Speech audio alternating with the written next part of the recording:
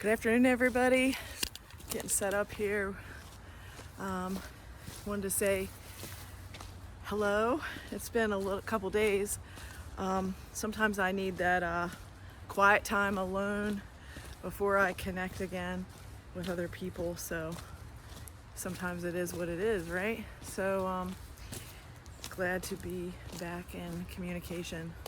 So I'm hitting a trail I haven't been in a while, and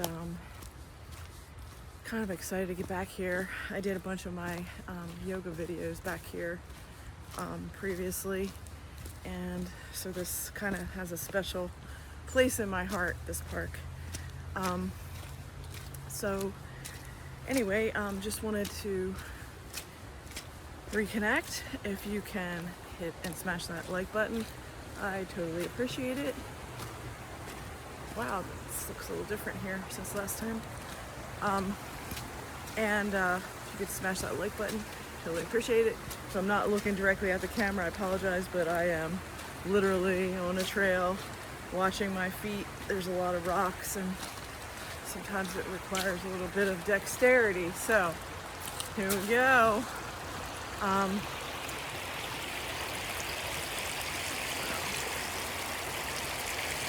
Go for it. Alright, feet, let's not get totally wet.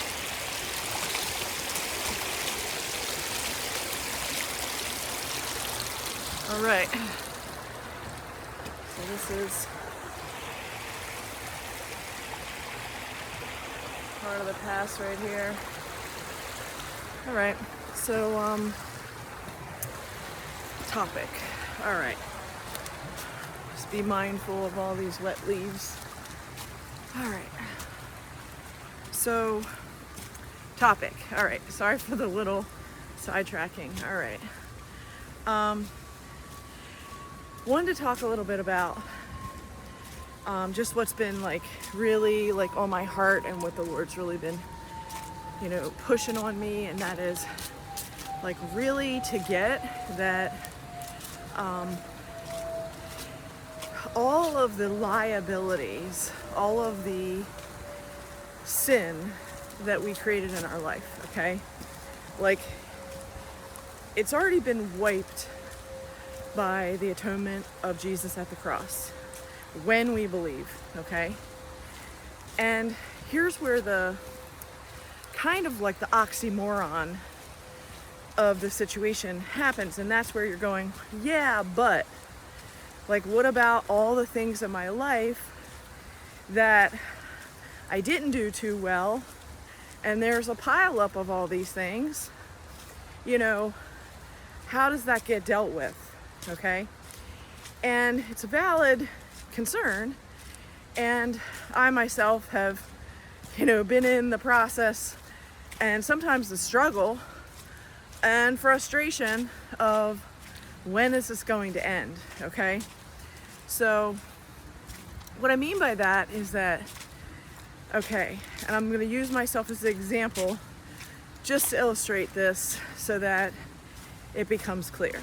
Okay, I made a decision, and the decision that I made a few years back was that I chose a man and I got engaged to him. And I had sex before marriage, even though I was engaged to him. That was failure number one. And even though I had a lot of different, I'm gonna just pause. Look how beautiful this is. Come on, people, it's beautiful. God's nature is amazing. All right, so even though I thought that I had made a good selection on this person in terms of choosing this person to marry, there were a lot of physical pieces of proof that this person furnished to, quote, illustrate and back up his story, okay? So he presented pieces of paper and things that made it look legitimate, when in fact it was fake, okay? But the point is that I had these documents thinking that this person was who they said they were in terms of financial assets, in terms of the kind of person that he was, the kind of skill set that he said that he had. And I really believed at the time that he was a trustworthy person that was really desiring and wanting to have a, quote, healthy relationship with me, to actually build a future with me. And I was coming from a mindset of, this is what I've already done. This is the business and the businesses that I've already created. This is the money that I have in my owner's equity to invest. This is my skill set. And so when I came together with this person, I really thought that he was genuine and that he really had my best interests in mind, and that he really was for unity, and that he really wanted to do something under God and for God's glory, okay? And the problem is that was not the truth, okay? So this is where I'm trying to talk about like liabilities, okay? So in the moment, I thought that the choice that I was making about selecting this person to marry, I thought that this person was who he presented himself to be on paper and with words and with his actions. And in reality, this person, this man that was my fiance, was not who he said he was, okay? So as a result of me believing in a reality that was a fake reality, there were consequences, sadness, great disappointment, great loss, because I was naive. I believed on the facts that were presented to me without verifying all the facts, okay? So that's where I'm taking responsibility for my part, okay, in the omission and just the, face value of what he presented. I thought it was real. The reality was it was fake and it wasn't real. So, in short, what that means is that there's now a pileup from the decisions of getting engaged to this man and combining finances and combining businesses, etc., that has a great impact and has had a great impact on my life and has created what I would call liability, okay? So when I look at, what is current, meaning the current pileup and circumstances in front of me, it's very easy to go, oh my gosh, like, how am I ever going to get out of this situation? When is it going to end? And this is where, with all the overwhelmment, someone might say, well, you say that you're a Christian and you say that Jesus is great and he's victorious, then how come you're in the situation that you're in? And this is where, again, God wants people to come to him so that he can build faith in them and for him. So it's like, I know that, from the moment that I started the engagement until the day that he died, that I, in my limited understanding of who he was, truly felt that this person was a good decision and a good guy that was there for my best interest, okay? I truly believe that the entire duration of the relationship, even while he was in and out of, recovery, relapse, all that, I really thought this guy really loves me and he's trying, and, what I'm saying is I was deceived, okay? Now, when he died, and after the initial grieving period, there was a period of me really discovering a lot of, quote, hidden evidence.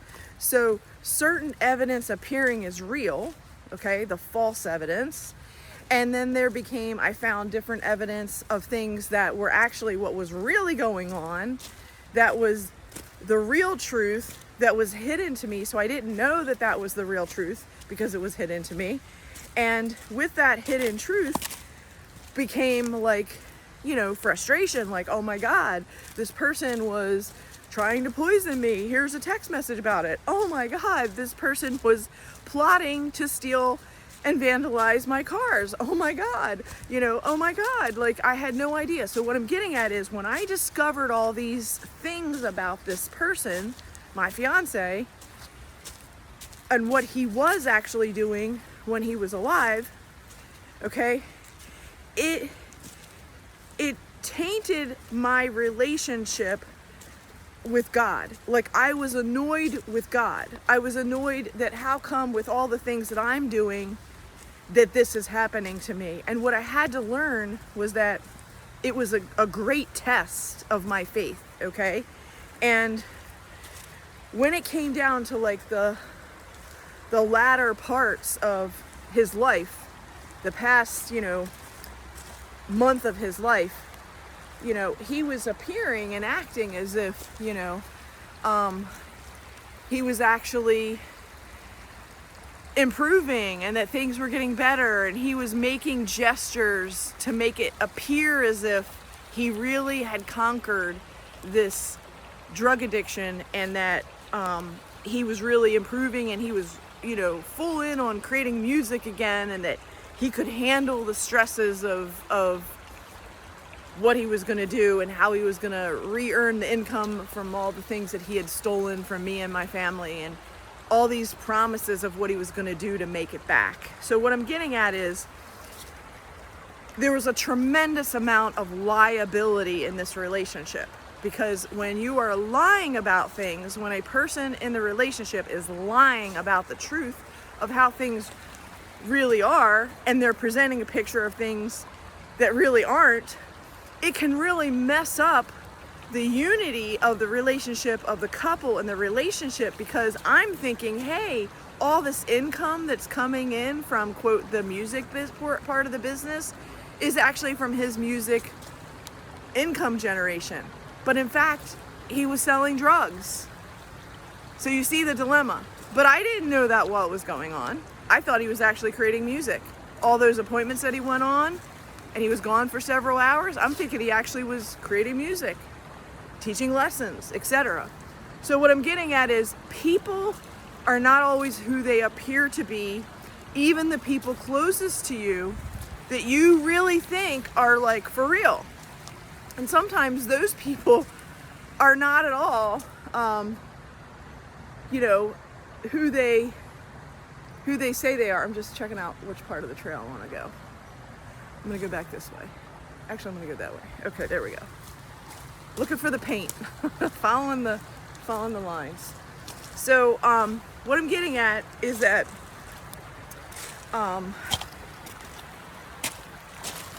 people are not always who they say they are, and because they're not really who they say they are, I'm walking across the stream right now, so hang tight, people. It's a lot. All right.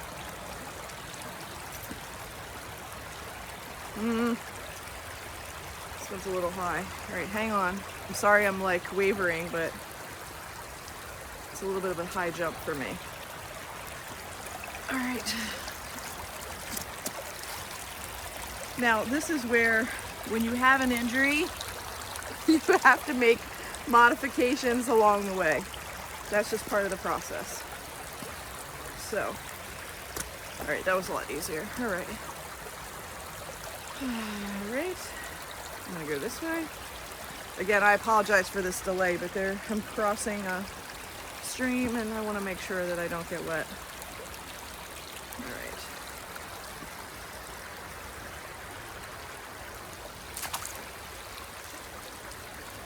If I push myself over here. Ah! Victory. All right. Last little part here. Whew. Some of these leaps are a little much for my ankle. All right, here we go. All right, thank you for patience on that. That was a little challenging for me. All right, so what I'm getting at is that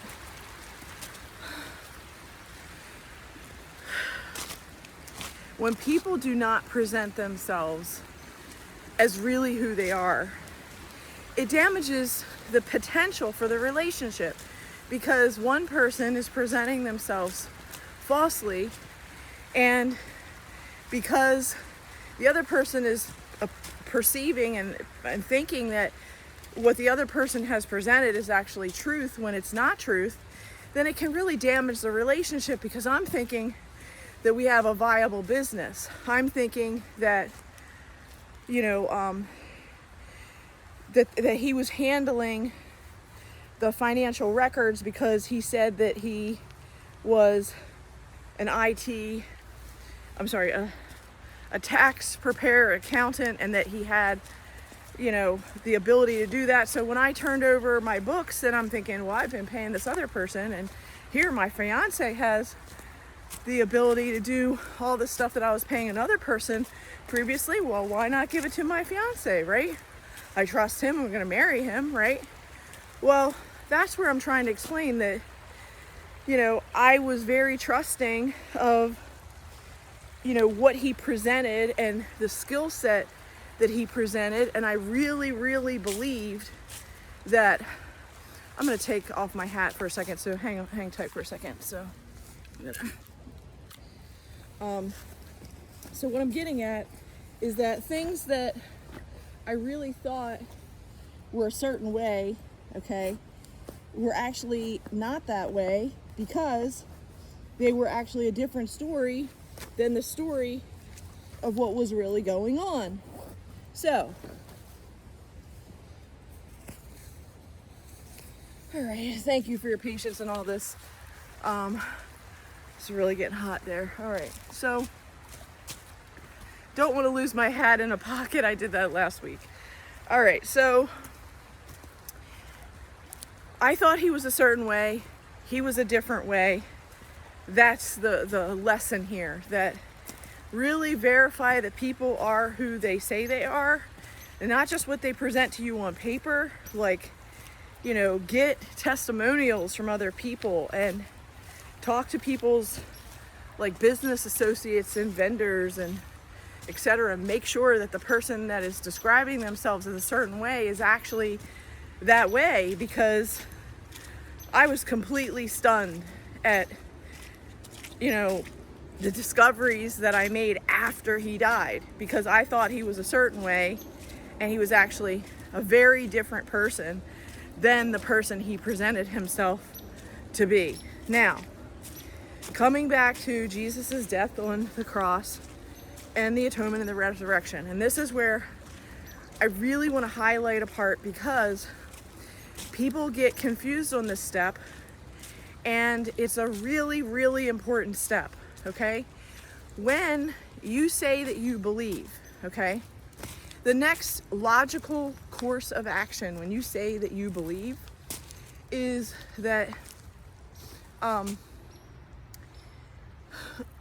next logical course of action when you say that you believe is that you are going to most likely make a conscious choice to get baptized, to have a water baptism, to, choose, whoa, this is that's a scary plank. Oh my gosh, that was so wobbly.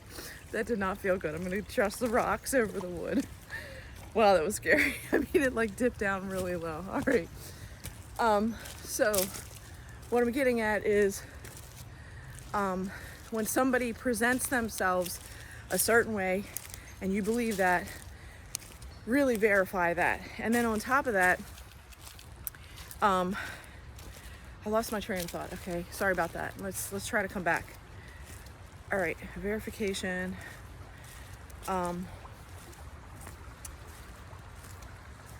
Okay, I got so weirded out by that little wooden bridge that I dipped down. I just kind of lost my thought for a second. All right, so the point is, I'm gonna sit on this rock for a second.